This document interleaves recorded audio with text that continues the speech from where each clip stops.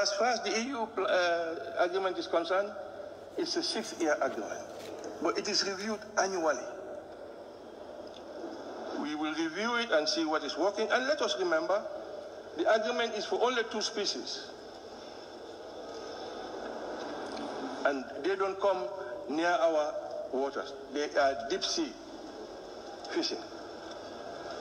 So there is protection for Gambia in that agreement. But annually, we meet and look at what went right and what went wrong, and correct what went right and what went wrong. If in the course of implementation we find that Gambia should no longer continue, we will do so. And that is why we are part of the Sub-Regional Fisheries Organization. We are looking at a situation where all of us, the 5 countries, will sign one agreement with EU. But now, as it happens, Senegal will sign one, Guinea-Bissau will sign one, Gambia will sign one. We are looking at the possibility of having one agreement for the sub-region. Thank you very much, Honourable Member for Brikama South. Thank you very much, Madam Speaker. Honourable Minister, thank you for the excellent report.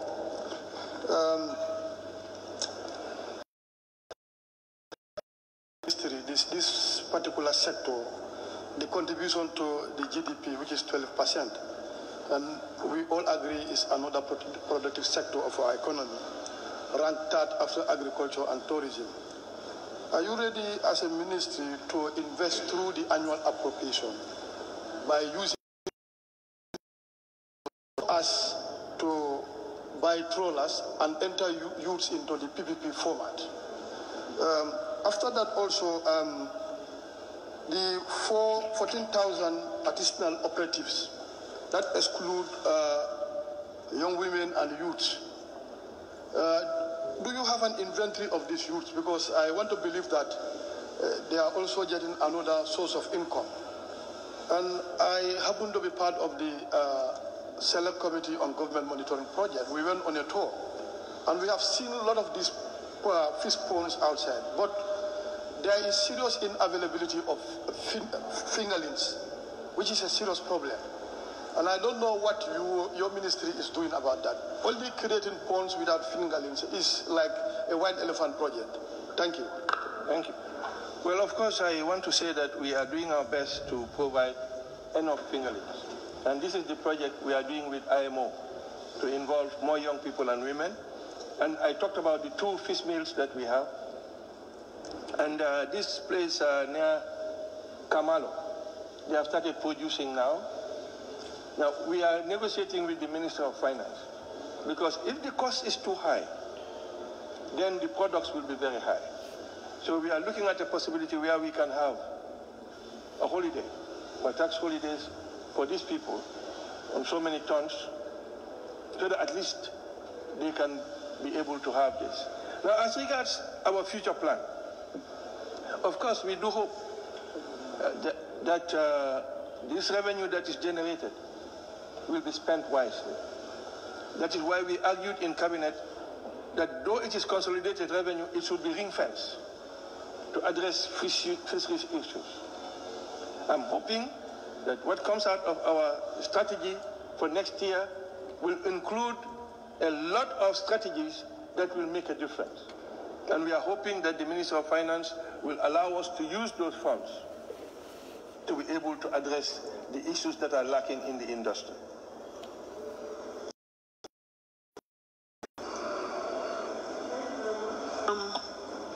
Honorable Member for Woolly East. I give you the floor. Let me just say that as we all know, we go by our standing orders, and time allocated therein is 1 hour, and we commence the question and answer session at 11:35. Mbadi Gambian call mbal konton na kotenke. Kontondiro kola bina kachala le kotenke bawo mbe kacha wato le kono. Minketan na bankola election la campaign ba wato le kono indunga abe beti yala le fanan nimbe wo wato kono nin dolbe campaign la puruka quartier failal kala mutandi ko do ko le ben bulo kono memu president tombongoti woto be ntol Gambia dingol be do ko manyana tarlambulu membe tambila mbina tombondiro min kela teng in December mi ya lon ko ben sambala la sanji lulu koteng wala sanji tang koteng but nimbe wo konon tol dol min fana ya lon ko ngan hakilotu wala meta fola na natural resources sol mine be tinya kan Gambia banko kan birin nga campaigno kumasi wato minna anem bi tema pare manda wo doronto be hadama dingol la nyantol fana no mala minni ya lan ko la nyantol be talay bulol kono tawla ya kan anen nidi ya kan nka sijanne fana ka wol fana na ko wol kele bari nyim finance nyim fisheries minister biringa moy ka benala house auto otumo fango yelum folol min fango fo mini ya fonye e konye soma la benala je maje wo soma te manna de nata modol fana jibe mini ya lon koy buka manke wo house ko non koy ko dukare ninyim binala house ko no lungo min al sakata yente link isaje nsaji be no live be ko kunto mbaka dalale wolung ngantulolo nying fisheries minister la bena min fola minatina altol dol mi yentelo nyim platform ota altol yalo ne how many times lente sita jang nganyin tinyaro la kumo fo min benna badal to na nyelbe tinya kan nyamin anin na ba fango mi yalon ko nko 12% of our GDP aka wala producing tolye ntol dol kawo moy le minister ba folanyi bari obviously wo ba mume be nyanta kodo me make la Gambia e mo kilin le yalong katu minni yalong be mararinga la wolbuka to nyafo mo Gambia dingoli Gambia mume be itol lafta Gambia no le mim moy ibe wole fole mim batinele be continue be cool min kela wo man sa kundato ise continue ka woke bari nyim minister a lota nying house o kono le kunum ako ay mistake o leke abe yam fo danila fente foito la nyim mansa kunda la nyin sanji nano aning kari lulo wala kari woro min ben akono teng itolie kule ke Gambia la mi yalonko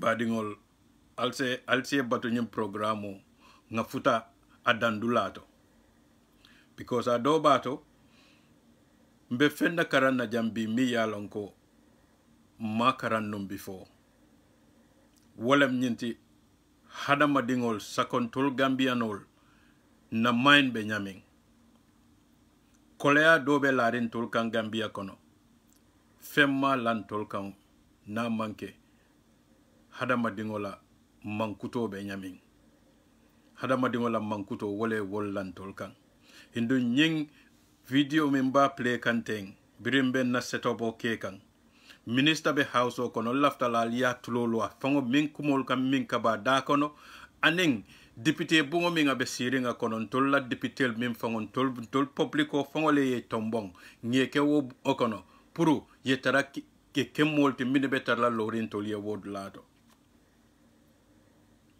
woto lembe na jela ko nin tol kontol Gambianol na patio la fatio nyaaw nyanna mbeko nga molle tombo mi yalon ko mo betol lem ise sino nye house o kono yenna banko sambano anyanta sambala na mi yen kenna luwa kantarangolte bar mbena jela nyim programme kono le ko nyim député fango kono mol bijele minni yalon ko ifansung tanyato wole diate tolier dan Gambia fangoti yajel aning mol mim fango carte ta yadi wo député la mini be siring house o kono bi ibe nyimman sakunda fa sala adi ate nyaawo nyanna hani to nya be lari tol nya koto ibe nya kasila oto nya la walle be oto nya jibela le iba dile la nyamen puru itola nidia e sotono woku wakono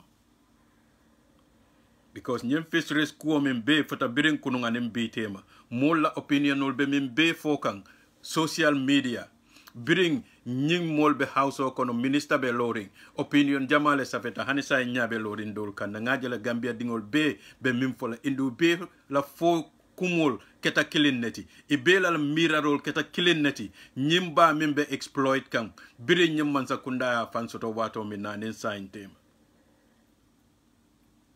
mbadingol min fango yatina mbenyim programo kela wala nyintin toldol min yalon ko wuluta kombole kono bada alto aning na kombon ka broda sol mini fana wuluta wo bada tola malto wolem kabo banjul kata foy naki katon satel min bebe nyindulato naltol yal hakiloto wo satel killing iwo sate dingol nata nyin social media tol wo sate dingol finditale gerewol ke yaji hani ke la gewor erol tinya ika fintile Gambia dingol kaje dingol bi bebe balurinne a video be kerinne min yalanko wolbe finditale pour que la environmento ka protect and exploitation o mi yalanko wolle be wo bada la satelto Gambia banko kan bara fela nyinte nyem minister nata ka tande Gambia dingol bela ko itol be min be ke kan ining special Senegal la agreemento mbadingol Senegal la Toronto la jiol kono ntol mi ya lonko nga connection soto nyomile aning platform o bembente mimbulu mbenyim platform o to janda modol yang commande mine be nyomi sika woldolto kabo James Island kataka Gambia riba muta wo satel min bebe wo bolondala wo sate dingol killing natantela nyim platform o to le kumbota ko itolbe dindi yala tumo minna ifanyol le kata sipa muto la wo jiol kono yena ya wafi barbi Senegal lebe wo jiol kono itol fanyol retayata ikamuneke itol le ka Senegal la sipa ta niemi wafi ilafta mi wafi la public ya itol le ka wota wolbulu ikata ka wafi iko sate mume be kono sate den kilintije mi ye kulungo soto pour kata sipa muto la in that video abenna video kono nim finance nim fisheries minister lafita nga bonda e nga kiyai a tulolo wala en député mim fanambe sire nying house o kono natare lafita wola nsa ta nga forward ye indu mobe wo house o kono le wati minka video ren ka kadi public la nsa ki woye ta ya play tolbe wo house o kono nintol public ol kumbota na satelto ntol min bebe kombo badalang be nga kele ya moy na kombo dindingol finditale ye wo satel ye la satel kata pour que defend jamal le ye muta na mansa kundale polisol ki ko inoma imanna fango ye nyindinkai ya justify minati na sate dingol wulita ye wo kusi fal ke la sate to pour que la sate protect bari natala ye arrest ila wululal be nyala ye samba ye ke police station police cell ol kono nyinem Gambia kamfa kuwati entem mol min ka mulunta konte nyin doro na kala njuso mamande fente fonin sita ngaje komi yalon kabe tamakan nyon Gambia nol kam na banku di nyol kan fente fo sambo min be man sa buloko no man sammi yalon kontol banku dingol le tombong nga wo sembo du itol buloko no minati nanka nyimfo na fisheries minister wala be siring house o kono bi anin député be diamo kan ate fango da yeleta ay bolo se roke ko biring president Barrow e nyamman sakundata itata Senegal be nyin kuol tale binin Senegal ba sitila pour Senegal ko la kulungol yenan to la jiol kono ika fa nyaadi la ko ndol fana na kulungol yeta Senegal jio kon to la kulungol be Minnesota la Senegal jio kono Senegal la jio mi yalon ko atinyata le fa pareta fue wato londe la ila nyemutalal kunto ko wate kari kana jalo bula o Senegal jio kono birin Senegal el ya woluwa bondi Barrow kutama tata Senegal kono indum bile nyin koita nyin house o kono minister la nyin video flow min ka play ali ni momo bulo sitala itulolo ala bake ye tulolo mim potaji ate fangoy kuma dol fo nyen house auto natara ya long ata fola because mine keta house auto last debate wolem nying Senegalel min bebe Senegal kulungo min bebe Gambia jiokono bawo it is illegal aketa agreemento min ta legal tale because minem anything bang safeta faye nanan to la house o kono folon na député li si ya rifai folon asena ke no luwat bar nyen Gambia Senegalo relationship onto fishing it is legal en dun tabe wala folanga wala moy nyen house o kono minister fango dale ya fako it is legal and it is exploitation olem fanan fente fon tol min yalon ko be sire nyum platform ton tol mi yalon ko mfanyol bota jinak woldo leto mbanyol wuluta jinak la oldo idindi male ik funding ke male nata kombo kono yen tol wuluje ntole keta kombon kolti because mandula long min tambita o kombola bari mfanyol bota daminto ntol sulol bota daminto hanisa ni wolbe connect renne wo sate mol natale because yalon konta mu platform tiolati inatale kumbo tante iko ila jina ki bolongol kono wo bolongol be maitiri nyaming directly connected from the Atlantic Ocean on the Senegalese side yalon alala kero jongo buka kuno woto nin Senegalel yalon because wo bolonda be tole la sate kono isa block no le walla jalol kije bari wallahi alala daro hadama dingo buka samon no wala Niel kadun nang from the Atlantic Ocean kadun jinaki bolongol kono jinaki bolongo warata bakele yaje foni mintata ya be video yana yake publique on a social media model sena understand what type of river wolebe jinaki bulu from the entry point in Bara woleb nibe siring nibe kungoto oibe banjul ika nimbabe jari ika wo pointo minje kamin fo jinaki point Atlantic Ocean duntani njelela atata all the way jinaki bolongol kono kana fintina Bara kotenge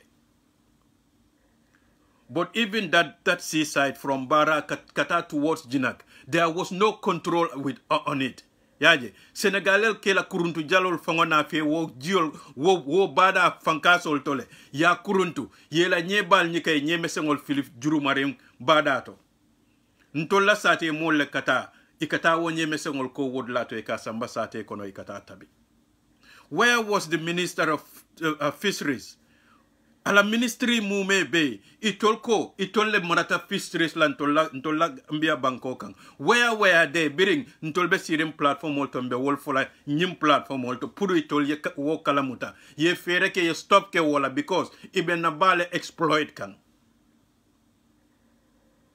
sate mol nata ye nyimfo sate mol kumbota ko ila river mi yalanko ngi yatarele mamol bala importance fola ko baba kono ozono kono ninye lafta wulule ka do wo river la kono yana ye wuluje ye dingol bulaje toliye muru ba kono wo dingol yeta e tarabo river kono foi chafu yana inte kotanke muru nam back into the ozone ntolla ozono be balu kantene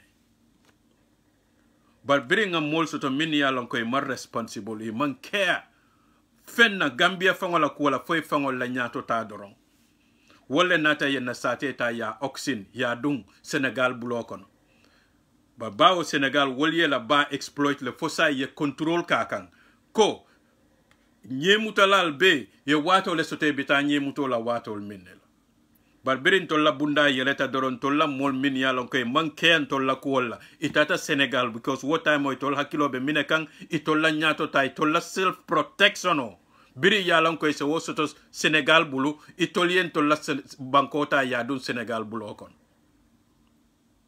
hani député dol kamin justify janko birin kilinko alinga nying agreemento nga stop straight away bawo minister fango dale ya yele ko nyeng agreemento anena man na nyeng house kono en fefe man na house kono anyanta kela illegal tale yaji but there some of the deputy wulita ka justify ko even though the minister fango le da yele ta wood lato ko wo agreemento Senegal ning Gambia ya kele illegally yajel because ya fodal ya safe itol government tol tema bari ntol la government ate keno la luwata ate keno la kusoto de ngoto natara manna wo household kono I verify ye woto nima woke fo sanji nani kari jelu fo saying election o itola first time o benaban atena ntola household kono kana wofo ko woketa wala nyama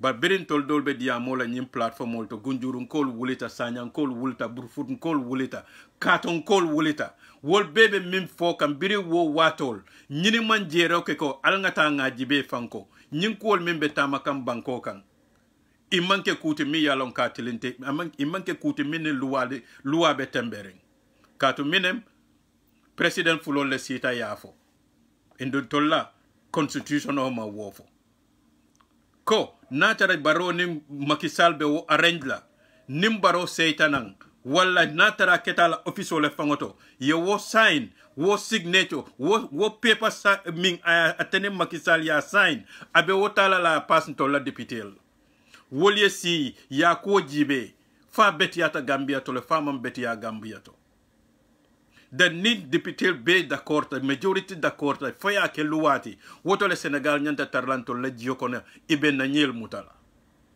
barbi Sénégal bento la jiokono ibe jalo sifa be use kan mi ya lonko hanin to la banko fangoma alaw bikon to la mol natala yo wobe verify toli ibe jala sifal mini use kan na badalto ibe jala kurunto mi ya lonko fanko ni be jalo kurunto la badato jalo nya bejele mi yalon koy wala londe puru isenye mesengol ye kana wo jalola ye tu jiokono bar wo jalol min Senegalel ka yusi ka nye mesengol ni nye bal bela kurundu ni e fintinde banta yela nye bal tombong ya wad ya dila bana banol itolye nye mesengol mi mansola la ye filije en wo nye mesengol le nyanta keba yala muru jiokono kotenke tarantolyeje wo man kanyang itol Senegalel nin Chinese sol benna bolongol fango kono bolongol min yalon ko ibe protect ring jud birin kunung wo bolongol be protect ring hani yaya jame time min fango e ka foko nyin ko be tamaka na Senegal nin Gambia relation be tamaka look at that minister biringa yala wo confess sonoke house okono député be nyo habola ate finti da wo watole ya call anata murnam back to house okono kana try pour ka justify itolla man sakunda be minke kanko ate kuma do for jele fang bari inata call ka tandala ko wo man ke sign because ny agreement to be jele biring first republic time was sa dawda time then yaya jame time wa continue then ate baro time fana nata continue how unbelievable is this? Natara, Minister Letata abe diamola house okono. Then breaketa. I take modo ya call from the office, maybe the president's office or wherever, because I might disclose who exactly called him to tell him that it could give him that information. But look at how lousy that information was. After Birateko, it is legal for Senegalese to be in the Gambian water because minem aketa nyamenem na lua mang amantani na luala. Then Deputy Do Wulta ko atebe mot ono kelala ko let that all that transaction o membe giokono abe stop immediately. Then Minister Ita ayo documento na fe Gambia government in Senegal ya menta ya safe ya deda pour Senegal le teranda giokono. But the saddest thing is, biring wo Deputy Wulta wofo, which is his right. Yajel, na mansakunda kata wale nyama, na Deputy bungo kata wale nyama. Immediately, dolia lonko, that is going to hinder the agreement between Senegal and the Gambia, presently Mimbije sign. So it told Silatako, ne woketa dorong, diplomacy problem be start be fintinola la kotenke because BB natara deputy would decide no immediately order be deal la ko every Senegalese board member na jiol kono yela activities also stop immediately. Fonatara that very day if fintita minister fintita tata la office kona wo documento na fe Ireland house kono bi janni be parela o kunun janni be parela ye wo documento jibe itol député be sonko it is okay for them to continue but wo fongo to continue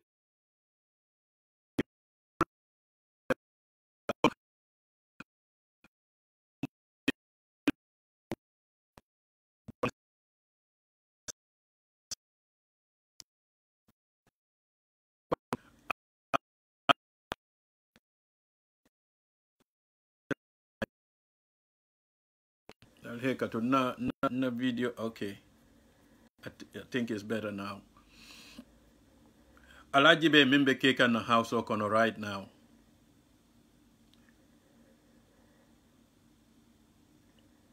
There is one deputy, Miya Lonko. During the draft constitution of Folate, he was very vocal and bifan ngajele kotenke anata I the same thing. Nyin deputy mala bota Gambia ma fanjebale but Gambia dingol mi ye wo député tombo ya Kenya house okono wallahi alto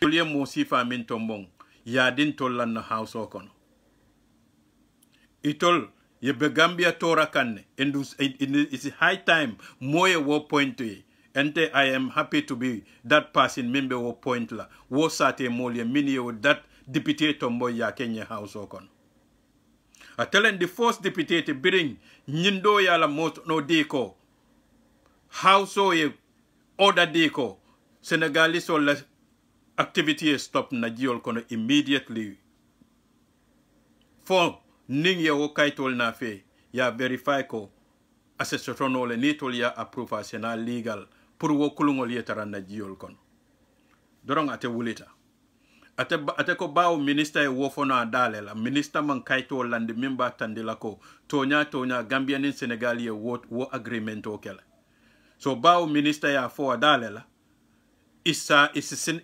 nyinkol bulano le continue katanya ming fo ni wo kaito nata ya jibe inyala asek woto la be kala evidence oti ikoto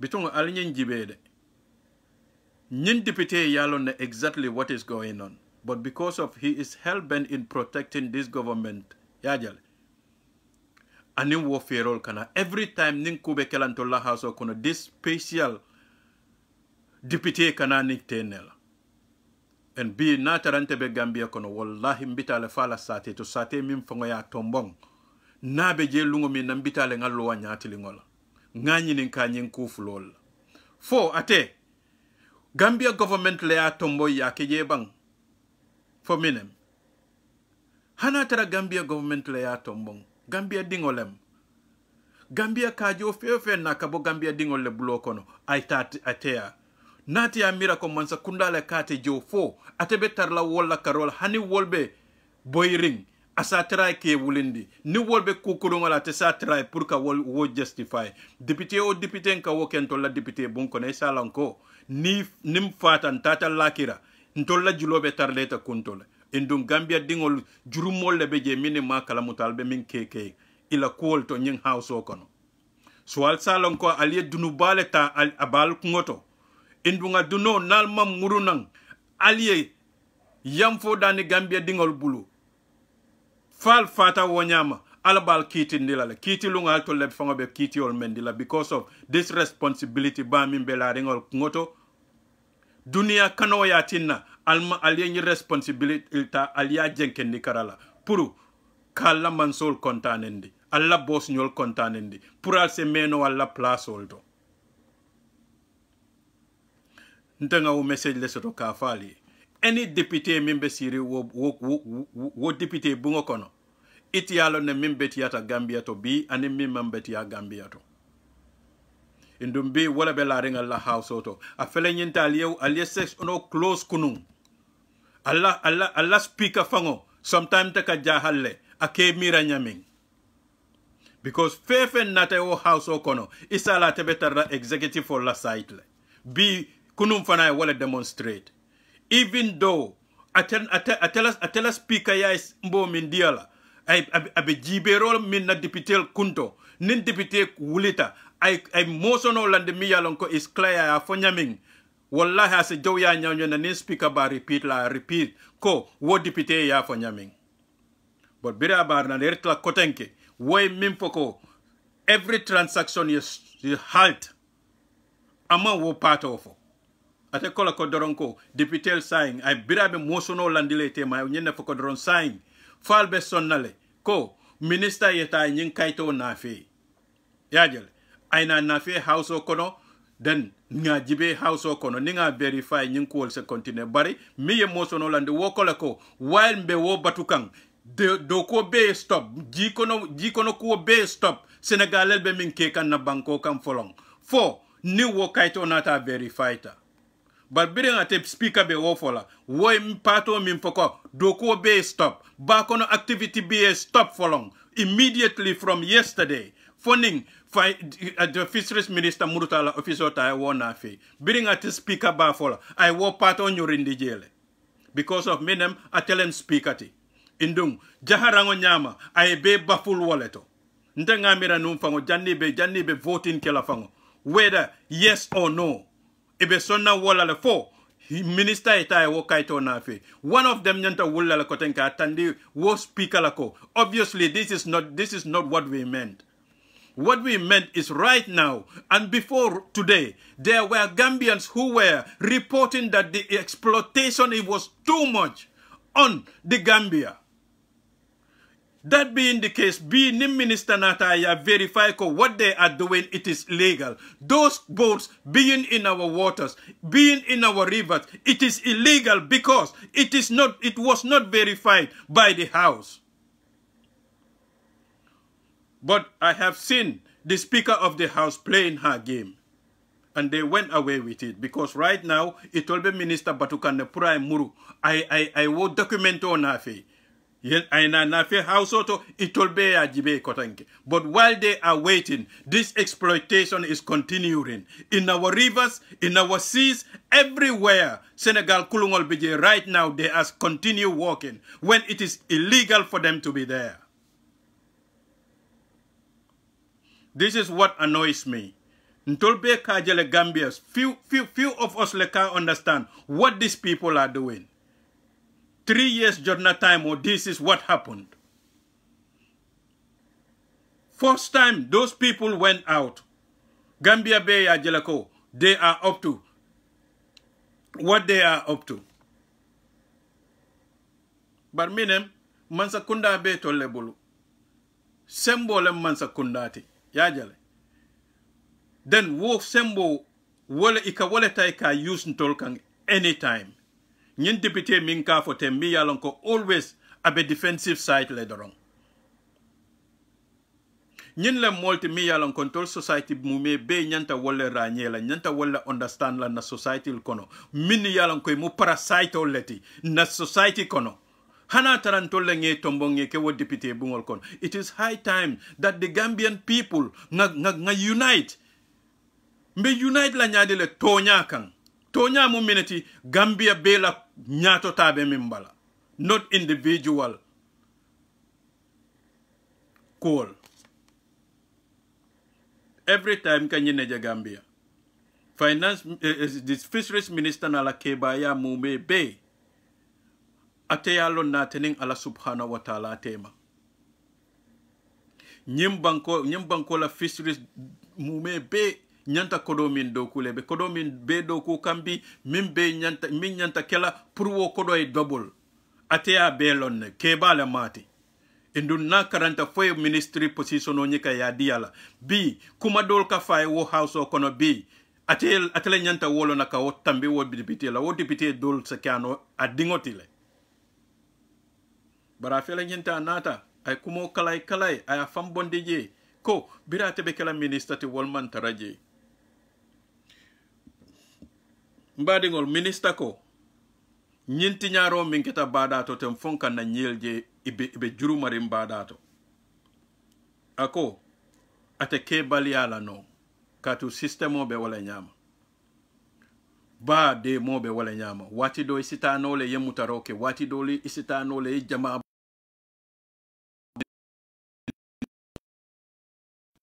li wo house okono député dol banyinin ka kan sai nga te mineke ba wako sai wo tambitale already is in the past tense. When it happened, what has he done in order to stop that from happening in the future? Aning natara ketafanang. What contingent I will replace J. Ko, what in your sifa tinalanang? You know,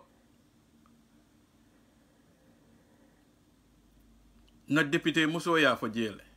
Ako itola wato, nye jaro mi ka fay kecha, akadeda wala nyama. Nyinyel min be ngeje bet ibe tinyaka nga keta nyadile itata balle kono wo kuluntiol tata balle kono itata nyemuto la pour kana ka wafi fis meli company ya inata to momina fis mel mela nyesang then instead of ye nyeta mansa kunda mandula londi ni wo incident sifa keta cold store enough cold store man taraje mi yalan ko wolle be wo nyeta la wo kuluntiol bulu yeta ya store pour the following day se fero ke ba futandela de public kanyaming bi intola mansa kunda fisheries nyanta system ol londila le min yalanko tro kendol nyanta tarala ice truck kendol nyanta freezer truck sol kende mal le nyanta tarala lori wo badal mume beto ibe tarra parering ning nye keta wo nyama nyetiol bota bato bawo fish bill ntol nge normal pour ye stop e manson ne stop la woto ese kuke mi yalanko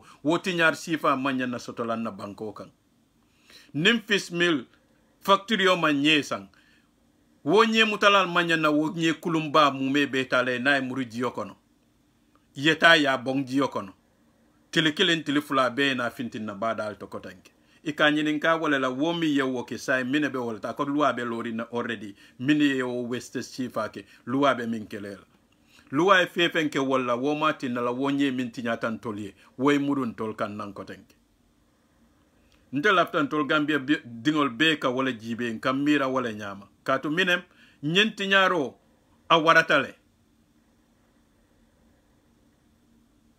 you know nyen dibite muso e nyim foy nyen dulatole ako nat ara amanke am iman need million ol fangola pour ye wo ke tolie yajale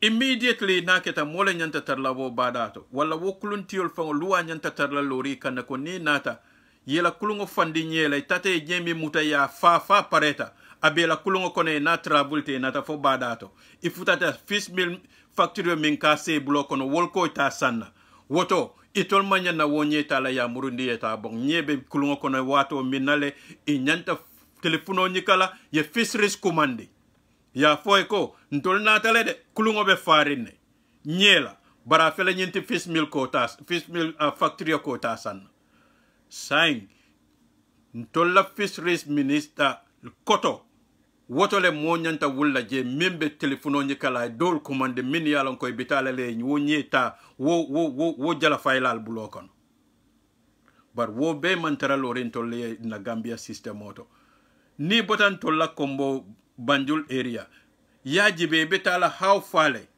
ite nye tarla Gambia wo dinkiralto bi natara switches be la brain use kan kendeke itol nyanta jelala koy system on londile mi yalonko nye siata nyawnya na nanata kombo abe distribute la laita fo Gambia dandulato rather than I waste in na badato yata dinko singe asare ate minister fango wala fo house okono biri ya nyininka ranyadi la ko dinko le si ya sare ya nyura kono ya sare bari aka fish pontol mini foko ibe fishing min ke kay ba introduce kam banko de la dolto wonyel fangola wo domorol wolse bono nyinye mi westa tenga be ya sare bankoto isa wonyel be kono le immediately ye ku ye sania bi ya tera fisheries ya masingol londi very cheap machine sol China be wolle de dakan mi yalon koy sa hani cheme san nole wo masingol kono because ika wol bulk san ni tata wo website oto wol buka killing wafi manufacture rich ol fangole ka wo masingol sol wafi wo masingo ebe minakela ibe nye jala le fai ja nie wo nye be ko badato ya ja fai ja kan ya ta ya store then na nyim poultry min bebe na banko kante bita be nying exported poultry meat food all tale ba sanna dajo wala banko kan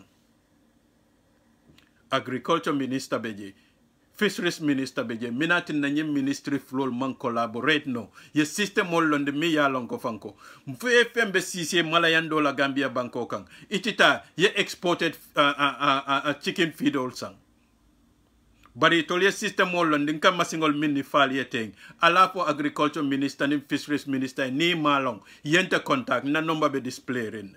I will tell them what to do. In the man need million jamala puruka woke. No, 100 million of a man need all. Nyinye min bebe west kante nyinye base keno. Chicken feed otile. Ye mine need tuba munyo ye wale need. So B, ning agriculture system molende ay tuba munyo dolal encourage jama bal ika tuba munyo dorondoku. Na jata ya keso bondi ap tobala ya tuba munyo botol londi. Nibe wokale ebe tulo dorone tala ya la fakan.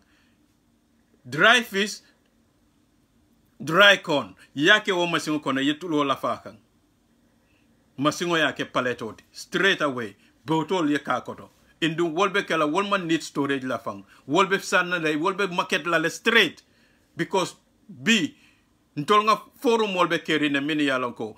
You know, poultry and animal farmers all doron nebe wol kono. You wouldn't believe that amount of local poultry nga wala soto Gambia banko kan. Wol baby je but nitata wala forum wol kono ka mim folo kumbo wala feeding. The feeding is very expensive. Wala ti na sise da fango be daminta be woto because minem ni sise dindi dedane masang. Ni tol kilo teta doron wala ya kilo masa ya incubator ta ya dunda kono. Ni wo kilo teta from that day doron wo sise ndingol be feeding start la wo lungol. So local poultry man yeta ye feeding boto sang wo boto ke cost jelle la bi because ninte be la forum ko nanka wala moy ka complain the feeding is very expensive wala ti na fango mol ke la social fa ika topoto ya freeze because of many ibuka continue no kale feed sa ko ni warata ifutata far auto yaje instead of ye bula ye continue balu no ibe falale hanatere man customer soto ala folon ya ta ya topoto ya ke usol kono yake freezer kono. It's a preserve no word. So nata be agriculture minister and fisheries minister told nata. He told ye mol so to la ministry koto mini yalon ko janni be to la nonsense ko la official kono ibe tarla mobile phone dia molla. He told se tarano internet auto le fang. Ye tarani WhatsApp forum mol kono. Kajibe new local poultry farmers what is their problem? Ba wolye la katokele dunta local poultry kono. But natare ko feeding is expensive because aka export le kanana. Agriculture and Fisheries Minister B tol nyanta wo system wolondi lan tolye Gambia banko kana which is very easy. Puru tolye wolondi. Biti kolye taralore mi yalan ko la protocol bebe tarla wolto. Local poultry people ol bekata hani animal ol la feed ol bekata daning masin killing olale. Manyo fango ka daning the same masin olale. So yajibe machine killing odorong and it's less than $5,000 pounds. Yo machine killing ota yalande. 24 hours abe producing la. Nye jaro tubabu nyo abe paletol de dale iba botole iba sambala sopo kono straight. Then ya announce all over the radio. Poultry people ol kanaje yalon ko saying Gambia la own chicken feed ol bejanne saying. This is our problems, my brother. It's high time. Ning mol minge tombom puri nying kuol Kenya ma Kenya alin tolfanga wulinga tandila ko we know how to do this. If they cannot do this, let us take it from their hands. Bi kodo min beka doku millionol min beka finti fisheries half of it ka fintila ita banta because foreigners will lebe maradi na fisheries la. But the minister nyininkale, minister man finso tabe men fola ka foko dorong yela kato dango kele. Ibe gabe Gambia no le kumandi kam puri yenanang yenadung fishing business okono. When obviously last week ngai a very young person je ngai mira sanyan nem marse kona be lo ngai nye surol muta blokono teng. Yaji. Ya ta video la be appeal kan diaspora no yako. Ate fishing doron ne longa ala balu okono. En hani sayinga mankulungo soto nyawnya na bara continentale abe fish business wala ka kanyeta ka suru nyamenga beta wa fila wala nyama bala living make la thing. But with confidence I follow ko ning anybody be diaspora mi yalon ka lafta invest la atel kang ye kulungo say ye masingo di ala ninja lo ate he is willing to go into the sea. So when people like that young boy be appeal kang on the social media for that and at the same time, as fisheries minister soto mimbe loring house okonoka foko, there is a budget there pour ka Gambian ol makoi to get into the fishing business. Ya nyininka ate mum proof le soto how so far ate how many Gambian le makoi. Ya jel. Be minister nyanta lolan to la house konola with solid numbers. Katandin to la how many Gambians le ye. But if you ya beef of house or kono ya house or close when things like that man senia. Because bidding ning house be close la natara fisheries minister invitation or yellow to all of them us Gambians. Ko ngata online we bijelemba contact la nyaming with our ideas, with our intentions. So obviously that natara those funds bije. Nteko nae wonyika ya tandintela ko this phone is available. Akana ta fenka landi wo blato dorong. Ainte batu. Mbe Gambia no locate la ele all over the country mini yalonko. Wolbe wo opportunity si pale batu kang. Ateta e wo material sang. Aina a di wala nga proof ay within 3 months. Ko ateka mempo Gambia no be lori nebe batu rola. But maybe there is a way. It will be cool and manipulate kam mam mil long. Wala Gambia be ma millong. Ni nata house auto ye kuma di malfo. Katandiko Gambia dingol lela fault mo but fond solbe la rine puru. Ka Gambia fishing industry ta kadung Gambia dingol blokon. Well, nte ka wala declare na tara tonyalem. Alafta walela nte I will produce the Gambians for him. O Gambia nol minga kefo. Mbe Gambia karawo karang mbe talale nye tol ni ila everything beta ngaki ay ati ala mol wulinda ita wo satelto foy ko maling manele ko altol mu nyi sate mol altol mu jala fayla lete bar bi fem mantaral bol so albe banko ero le batukan pour kanana barako black ilendorom bakaw dorom ako wol doron ne wulta mako ero bundato wol doron be kubeto kekan. So tolbenyum kodibal min be di kam molla fami buka follow system mantere bulu ibe wol manage la nyaadi le ka make so ko wokodo kana tinya kensenke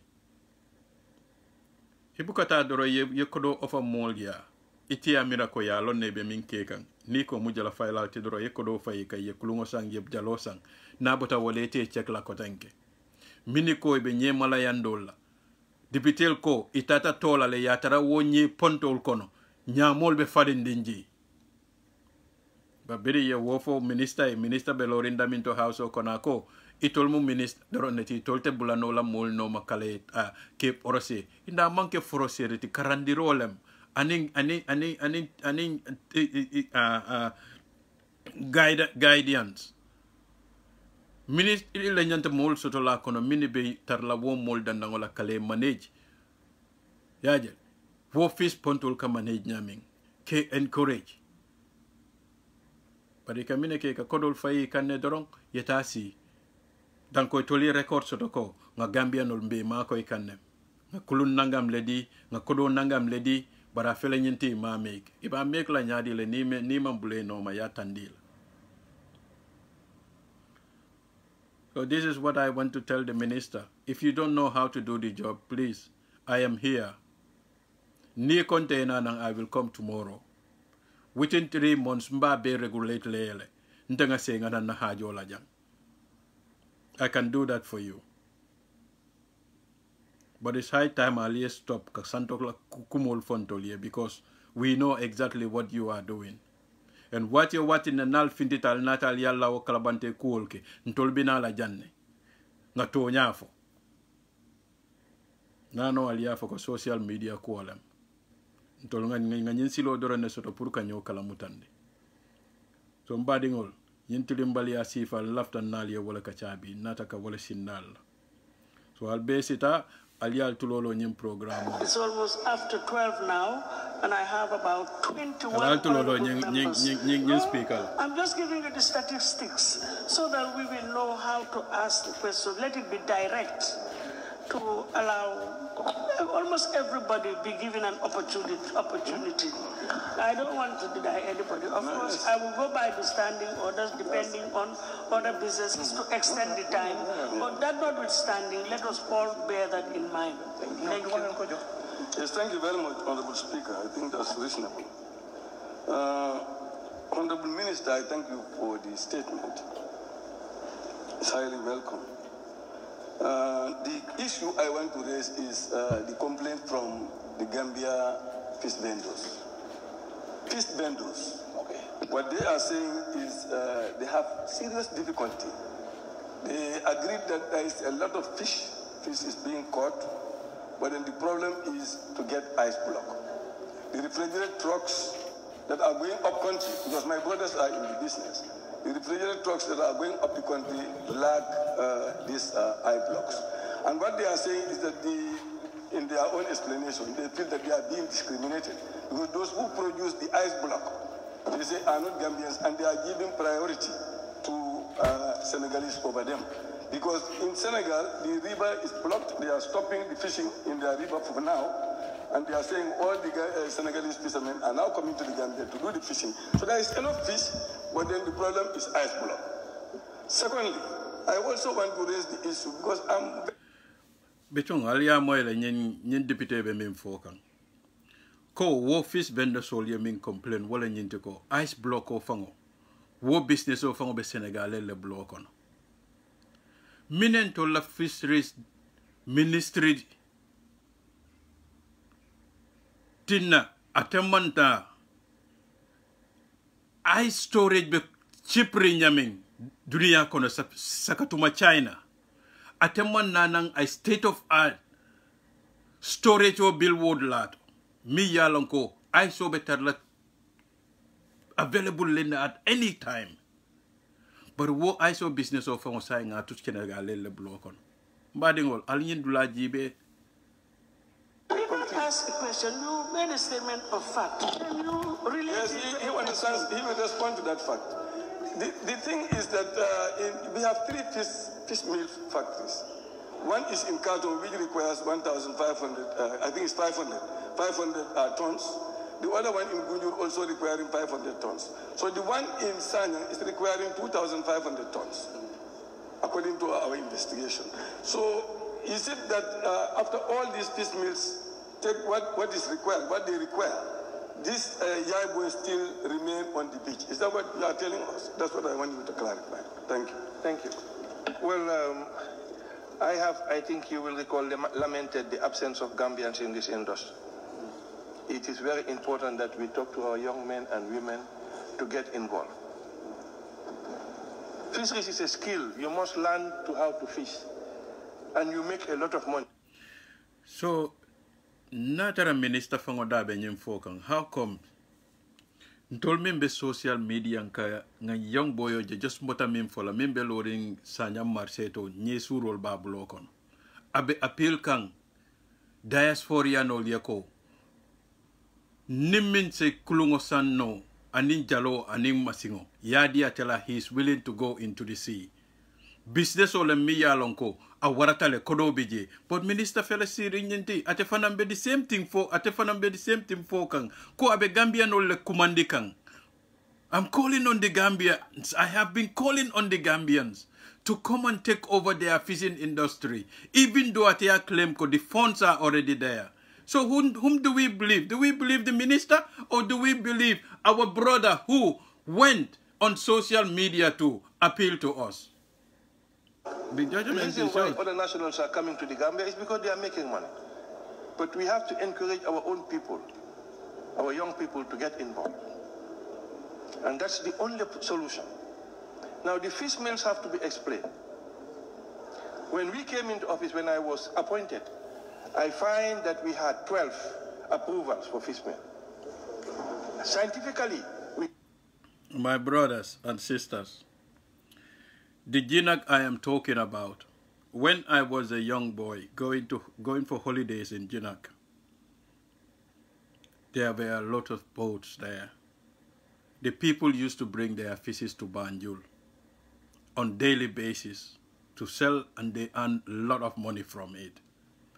Today, there is not a single fishing boat produced by the Gambia government in Jinak, the whole of Jinak. So if this minister is justifying that he is waiting for Gambians, why don't they go and produce those boats to the people who know it better, who were born in it, and waiting for those opportunities to come to them?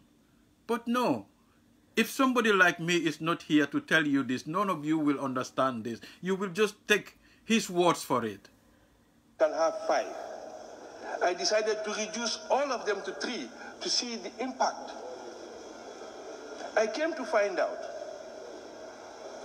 that the fish meal factories, they used to buy in the local market, and they used to have a lot of problems. So they decided now they will issue out contracts. So they don't deal with the local market anymore. They give out contracts to fishermen, and they say we want X tons, and they would provide those for them. I had to intervene one time when I said, you must give contract to Gambians.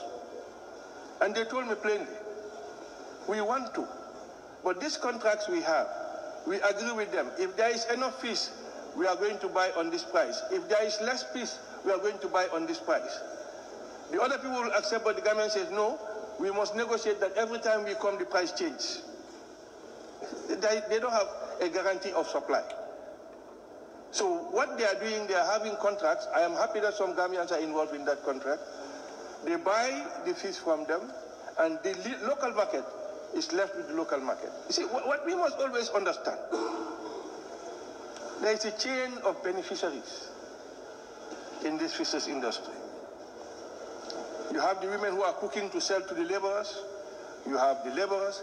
You have the taxi drivers who will transport people back and forth. They all have a stake in this industry. So when we want to do something, we always have to consider how it will affect their lives. You talk about closing of the sea. I initiated that. Before I came, there was nothing. When COVID came, even the chief came to me and said, if you close, our people will suffer. So last year I said August. This year I said, it has reduced, let us do it in July. Because when you do this, take these decisions, you consider holistic a lot of issues, not only the interest of one section of the industry. You know what problem is? Nalia Tulolo minister be membe fokan. Gambia Musate Ndinete is a very small country. Induna natural resources all. Among ko sate dol tolman diamond soto mang gold soto. Yajal. Ntol nga bale soto bale muntola diamond odi. Agriculture la mun na gold. So sign ntol nga independence soto wato mina nin sign tema. Mbadi ngol ntol mi wuluta bakaw. Ntol nga jele na community benu nyaming. What time o fango lebol be bakaw sate konole. But what time o lebol ka mim mutanyeto. Ika na fe bada leto.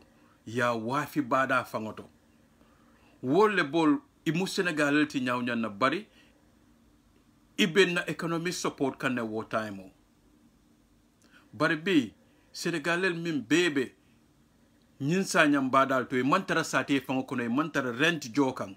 Yajal, inatale tentol bill, wo badalto.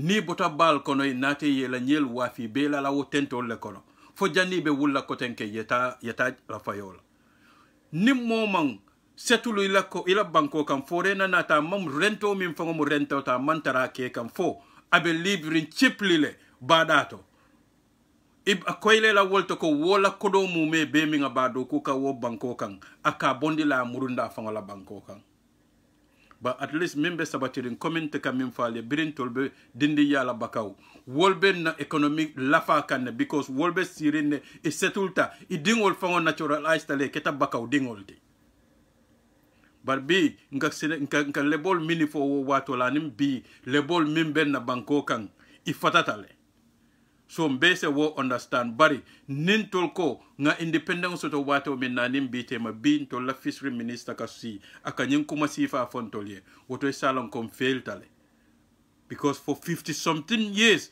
hani sign tolman system also to fo na minister ka lo ka justify ko iman choice to because fo nga depend luntangol kan lafta nga wudlale jibe let us not believe what he is telling us straight away. Let us not take it straight. Let us look at what they could have done. If not his government, but the one before him and the one before that one. Naturally, they are working on the interest of the Gambia. Minati Nabi, the majority of businesses in the Gambia, the Gambians are not in charge of it.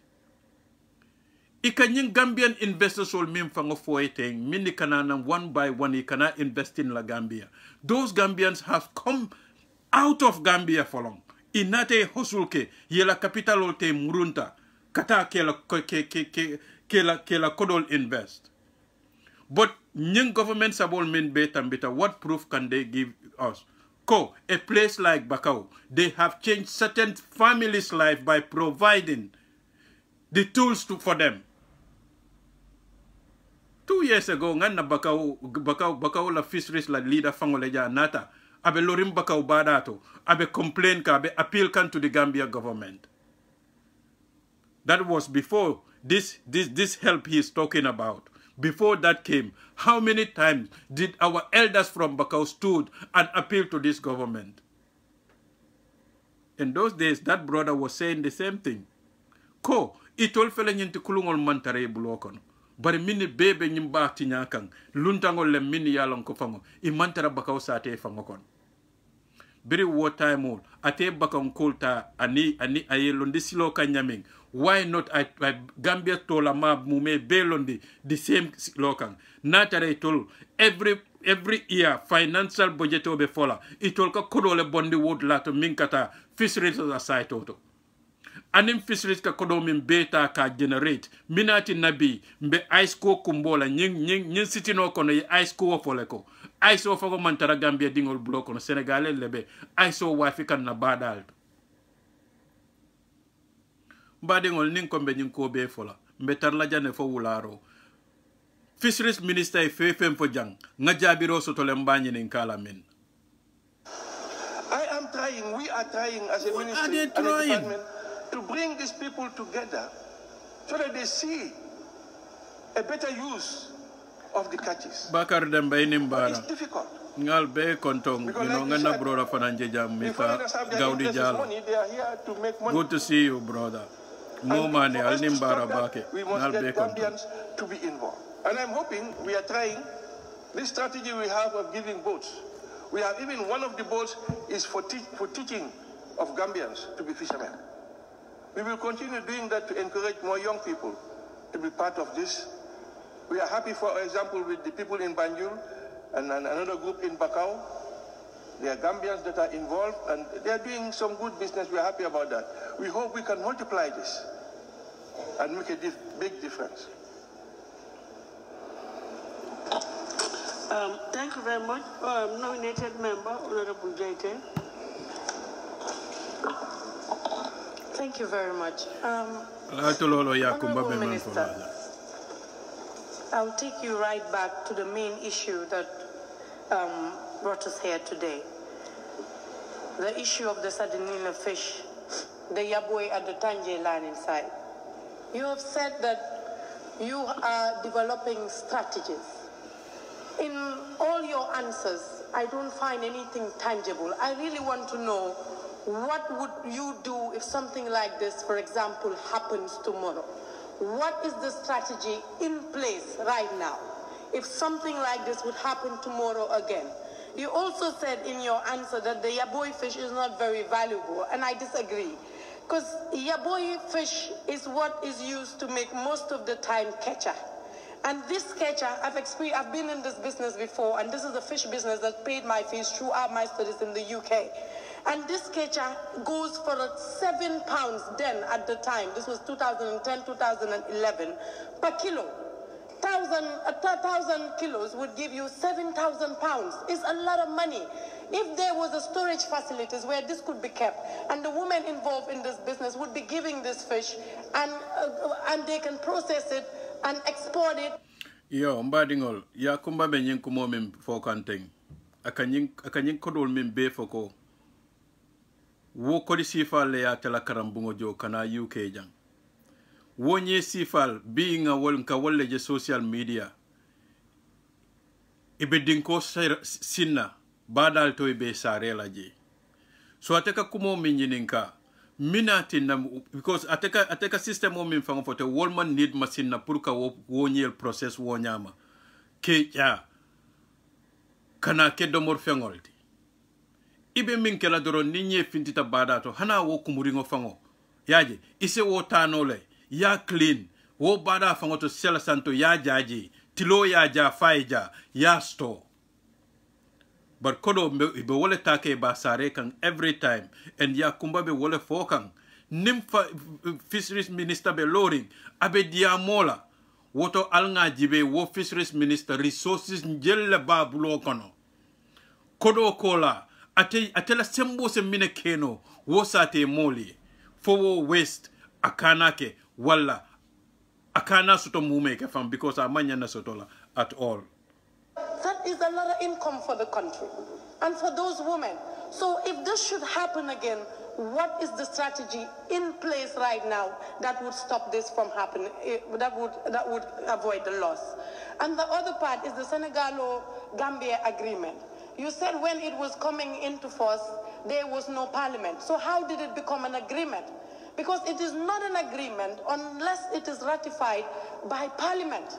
So how come you are implementing an agreement that is not even an agreement? And we've had this discussion before, and I've urged you to bring this agreement to Parliament so one could ratify it. Because it is illegal what you're doing right now. There is no agreement according to law. So really, I want you to give us tangible, and throughout your answers, you are saying, we would like Gambians to come, the private business people to come and invest. What exactly are you doing to encourage this after 4 years, nearly 5 years?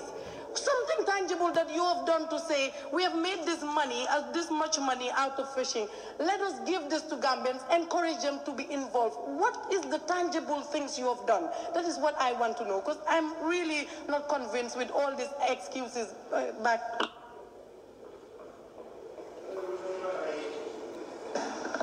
I respect your opinion. Our opinions may differ, which is just normal.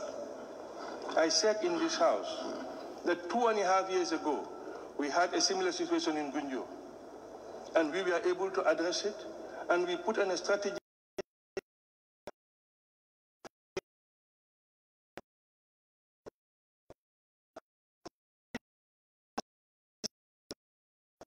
Is available.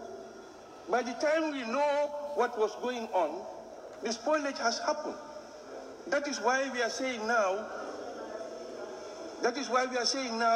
we are going to back, I said it in my statement, we are going back to the arrangement that people don't go out to sea on the same day. In addition to that, we are going to talk to the people who are doing ice, because we know it's a big problem.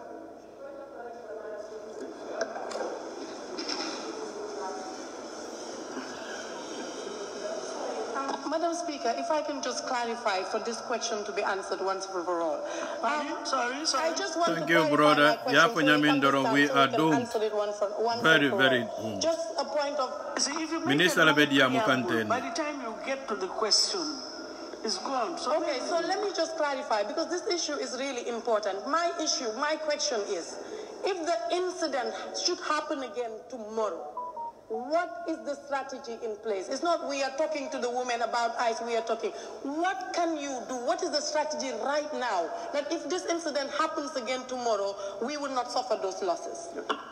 That's very simple. I told you that we have a strategy of people not going to see at the same time. That's one. Two, if it does happen, members of the committees will call each... Wrong answer. Iba mira la ko minister ni anyini nka nyin question sifala. Abe mimfola wala mnyinti ko immediately bira keta ntata la nga deep freeze nangam sang nga sambanang nyindulato nga londi.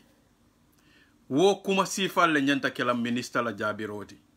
Because nya nyini nka la directly ko nyim sifa minketa. Na nyongo fulanjanta ko tenkalie mun kulle londi mimba tina la tinyarote warala. Coming a warata nyaming. Because saying iko nyemin ketate ye nyel sarele. So womu tinyarolti, womu tinyari baleti. Sako muso mimba nyininkala ya kumba mimfanka nyininka wo nyel na fa lonne because abe wole fo kan house okono. Fa ke la price ol fango fo kodisi fa minka meku woto. Barajibe minister ka jabi nyaming. Order to say there is fish here and people can go and buy. Unfortunately, when this happened, that didn't happen. It happened on the evening. There was no ice and people were not called to come and buy. When the people who were there bought everything they could, unfortunately, they cannot keep it. Now, if you have a strategy and say, don't do this, and it worked, the next strategy is, if you have a bumper harvest, you must call all the landing sites and inform them. You must call all the vendors. Point of order, Honorable Speaker.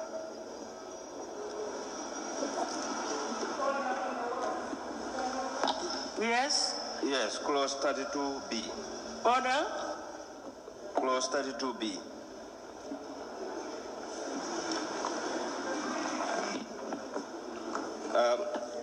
Honorable Speaker, clause 32B. Yes, permissible interruption. To elucidate on a point of clarification. So I want the Honorable Minister to clarify something for me, if you permit.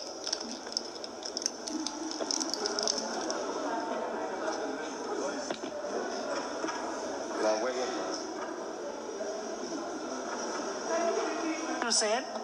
I said to elucidate on a point of clarification. So I want something to be clarified by me, if you permit me, ma'am.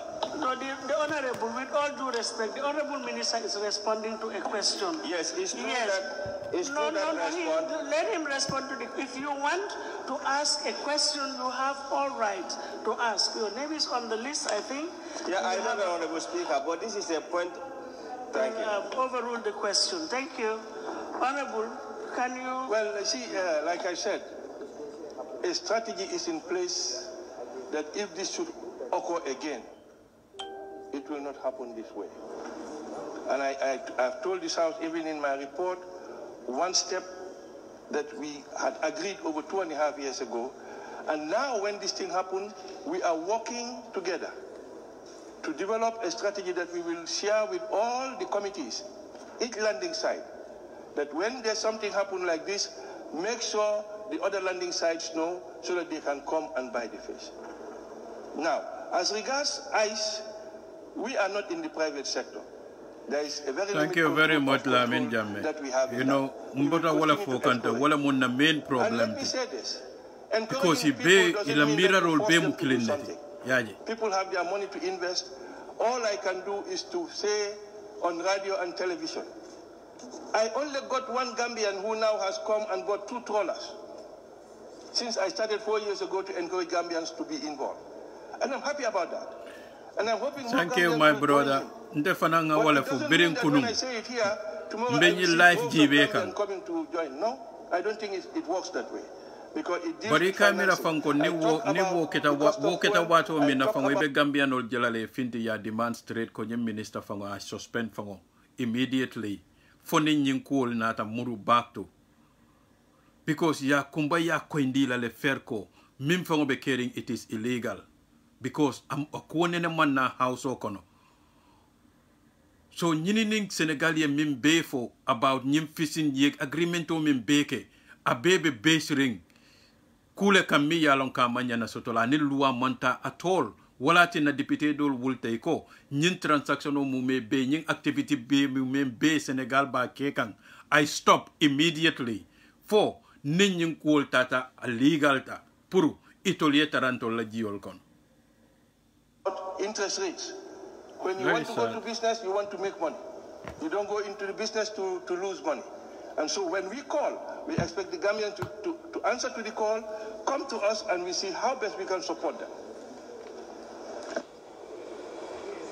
Thank you very much. Again, let's bear in mind the time factor. We've exceeded our 1 hour, but I said in view of the fact that there are quite a number of honorable members who want to ask questions, I will use my discretion to extend the time. But please, let us also be realistic. So aliamira mbadingol kuome mulunta ko nying purunga nyin sifa soto na house auto once in a blue moon lam sai natara sotota minister nata house auto yamira nyanta danna just 2 hours to run neto bang fo e nyanta tilo mume bekela nying topiko leto alin se woto fanan jibe because iko nintol banko dingole ko min jabe ta kanga mampenken kana afo unkana dan platform auto nga fode iko nga safe nga isono safe nga kitol député le woto la bena kila koti be side be min kachala so alim be sen hakilo to woku sifa nyanku sifa Give an opportunity to everybody. Thank you. Honorable member for Kiang East. My question is Honorable, not answered. The Senegal-Gambia agreement part was omitted. I said, I asked the question in relation to the agreement, the Senegal-Gambia agreement. It must have been your first question then. Yes, he omitted. It was omitted. He didn't respond. That's why I said that if the preamble is long, by the time you come to respond, you would have escaped your mind. So, Honorable, I think she raised a question with regards to the agreement. You see, I think we sometimes forget. This is not the first time I'm talking about the Senegalo-Gambian in this house. And I promised I was getting my staff to bring it to the appropriate committee for discussion. Unfortunately, it is now at the end of the agreement. Now it's time to renew the agreement. I will again say it, we will give you a copy, and once we look at a new yes agreement, definitely Lamin Jammeh it is illegal wala fango yen si na nyim platform auto puru Gambia no be aja because mobe man chance to puru ye tulolo nying city no Equally, to just bear in mind again that it's unbelievable. If the question has been asked, maybe there is no need to repeat it, just to save time. Honorable member for Kiang East, is it? Yes, Kiang East. Okay, thank you, Honorable Minister. Thank you, Honorable Minister for Fisheries, for the report. Thank you very much, Lamin. Near at the end, near jibe cool enter jame balo na jel to ko speaker fango. Ali ngafo program otole. Yajele. She is always at the side of the executives. Nyin siti no fango near jibe a manipulate nyaming. At the end ifango ba jelale. Because me most no diko Senegal activity so stop immediately fonin nyin cool tata a legal ta purgal yetraji. Nana ta house o kono foitolia approve wotola be legal. But right now, and in the almost 4.5 years or min, Senegal ya ken na kono it was illegally agreed. But mim fango ye wo wulende at the end of this sitting, ibe speaker jelala wola kumota yaje woya na red nyamim fango puru ateming kango babulu puru aya londi janni be voting kela yaje abe wo karo bondi la jele ay karado kije mi yalonko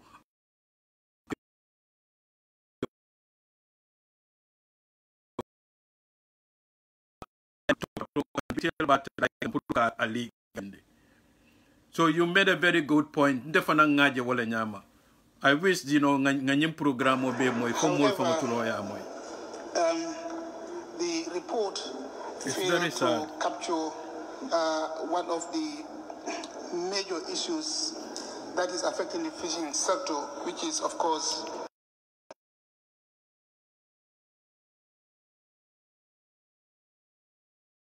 negative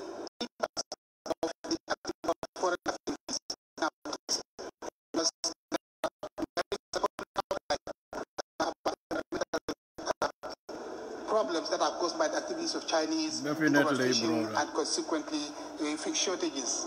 What is your ministry doing to curb those problems? Thank you. Madam Speaker, I have said in my report that we now have a VMS system that tells us anybody who comes into our waters. The licenses that we issue out to people is based on nautical miles. That you can fish from 9 to 12, or you can fish from 7 to 8 from artisanal. So anytime somebody makes a wrong infringement, we are able to know here in the office. And we are working with the Navy so they can do the necessary arrest, and then we will follow due process and do what is needed. Issuing out a license is very clear. When we issue license, we tell you this is the area you can only fish. If you fish outside that area, you are committing a crime. I can assure you that we are keeping to this. Now, particularly, since we have the VMS, we have transponders fitted in all the vessels that we are licensing. And we can tell any time, any day, where they are. Oh my God. Akanyem VSMO min foteng. Moncho. English so body jana tatagana.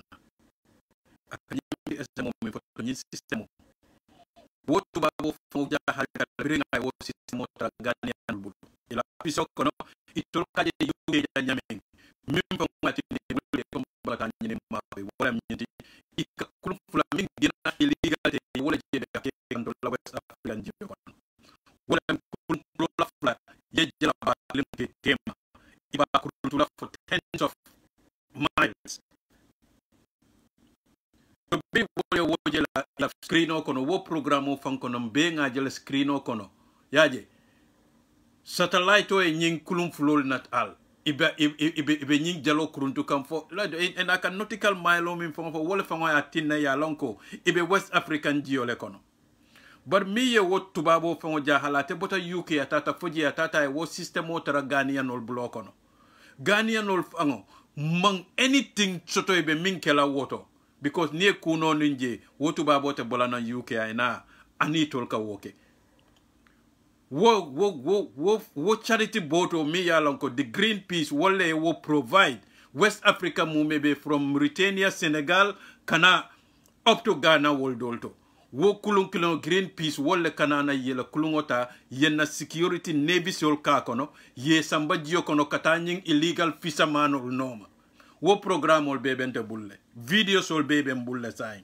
but mtolla minister fele so sadly abe wole fokanteng sain akanyen transponders will mean be foko nibelize dile ba dila wola ka wodi bank dorong ali batwa na phone na navy ibe equilibre nyadi le pour ye woke natara wo transponders will fango signal odiko these people are doing illegal activities in the water in the Gambian water na navy to nothing keno laje because kulun table fango ate bien city nota ko na navy ka 12 hours doron ne keno jiokono but before ika 1 week keno jiokono le betarla na jio muru na doro iba garde kan ibe legal activities ol jibe kan but ako sign 12 hours doro ka wala keno jiokono so way kumo banne atabena min be folaten wallahi and the speed of the trawler tells us whether they are fishing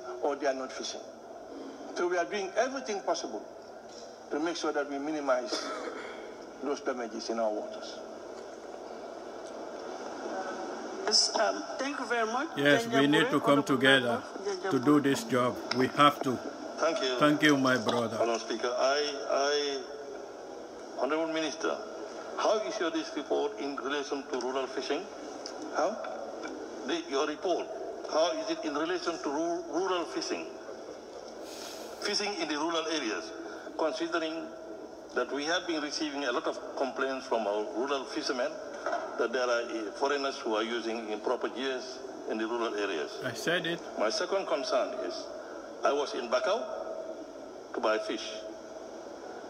And the type of bong that they were bringing were so small, and I asked whether there was a fisheries officer, and you'll be surprised to hear what they say. That even if they bring whatever, the fisheries officer would not say anything about it. So if you are not aware, this is an information that I'm giving you now. Thank you. Well, Honorable Member, I talked about rural fishing, and I talked about illegal fishing that is happening there. We are even looking into a provision that we don't allow foreign fishermen to come and fish in the rural area. But, like I said, it has some implications. Because of our membership of ECOWAS, we have to be very careful when we legislate. We are looking into this, and I said it in my report. It's one of the harmful practices that is happening in IUU. That is something that we, the Gambians, should put in mind as well.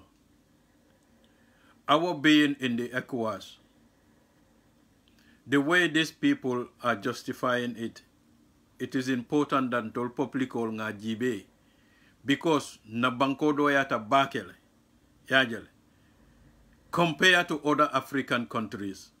So natara nying ECOWAS, nibe agreement ke la nga je kontola totanamant ke tola advantage. Because minem mbadingol mineketa, na banko man control soto.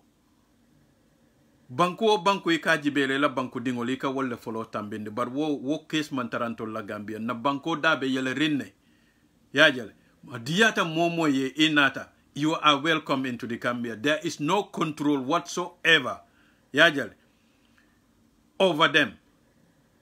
So saying ate kanying ECOWAS ko min fa wana fe saying tol Gambia dingol la do ko mu purunga jibe whether Nyimbetiatan toltole naman betia, we have the right to bring it to the house by writing petitions.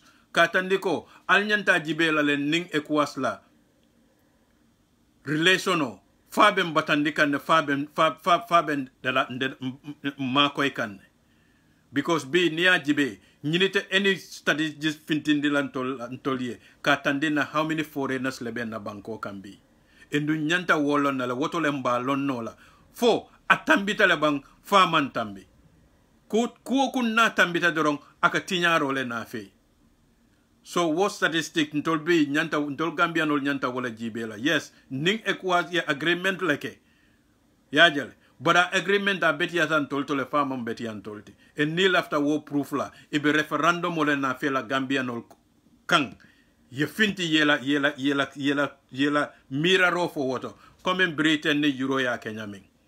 Birim British ole nata ye choice di British olla wotole nata lonko ila taro euro fankono British all man la fal wala Prime Minister David Cameron resigning because tuba bol ya ni ko na fe me yalonka amanta true ite daka bojele straight so ni tol lafta wala ya tandin tol Gambia no la ya landing ko to ngajibe ntol fa se sino nyum platform wol tole nga kacha nga jibe yaje nying relation abe mung impact la kekanna which nte se sino wale jande nga some of them for no wale because nga jele ibe impact min kekan na Gambia kan birim bilam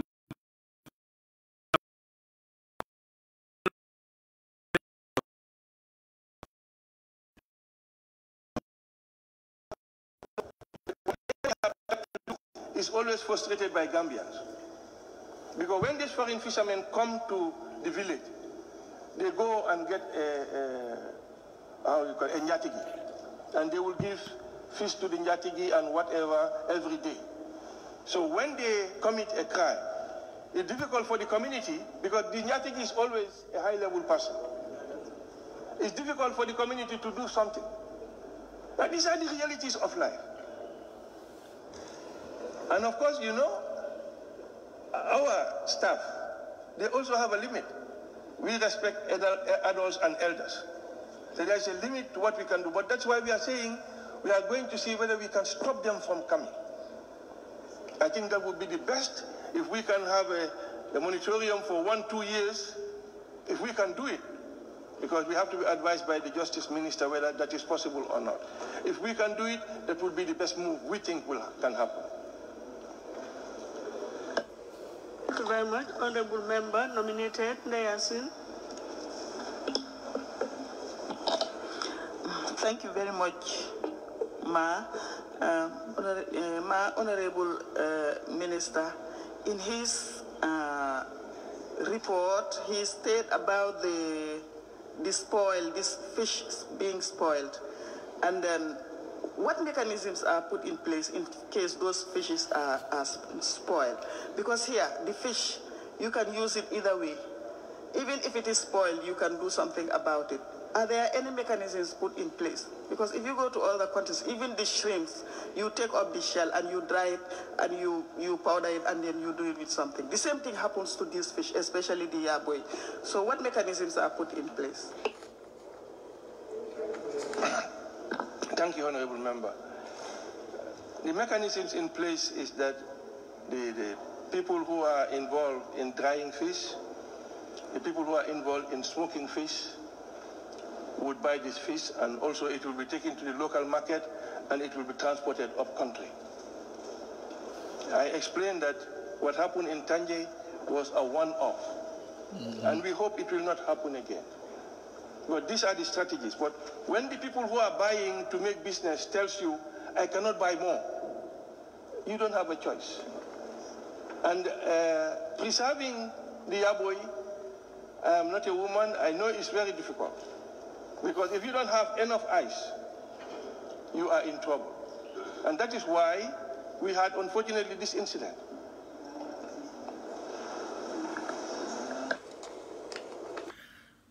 Mbadingol saying programo be betiarin abe diaring, I wish gantulolo ni na fire bang.